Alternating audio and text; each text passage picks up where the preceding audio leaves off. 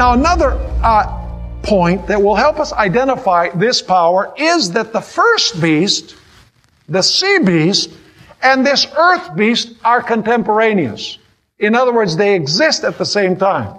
But the first beast is older than this second beast, because the second beast rises after the first beast has ruled for 1,260 years. In other words, they exist at the same time. They're powers that are simultaneous in the flow of history.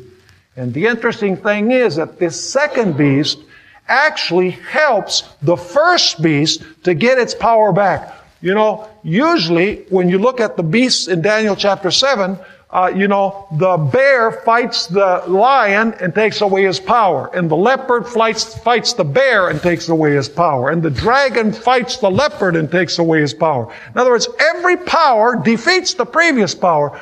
But this is very unusual, because in 1798, when the first power falls and loses the sword, the Bible tells us that this second power is not going to fight that first power, but is actually going to do everything possible to restore the power to the first beast. Unbelievable. Revelation 13 also says that this power is going to be worldwide, and it's going to be a superpower. It's going to be a superpower economically, because the Bible says that he's going to forbid to buy and sell to whoever does not receive the mark of the beast. It's a worldwide military power, because it says that it's going to kill everyone who does not receive the mark of the beast. And it is also a worldwide political power, because it says that everybody on earth, all the world, marveled and worshiped the beast. In other words, this second beast is the enforcer of the first beast. This second beast is actually the sword in the first beast's hand. And you say, this is incredible. How would this beast lend itself to be used in this manner? Well, it's unbelievable, but it's true.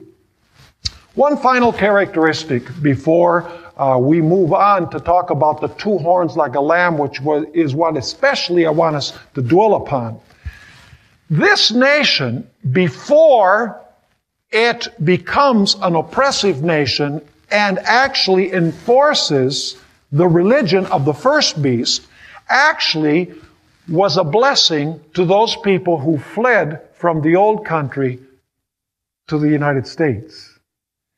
I'm not going to read the text, but if you go to Revelation chapter 12, you're going to notice in verse 16 that immediately after, towards the end of the 1260 years, when the church was being persecuted, it says the dragon was spewing water out of his mouth to drown the woman, which represents the church.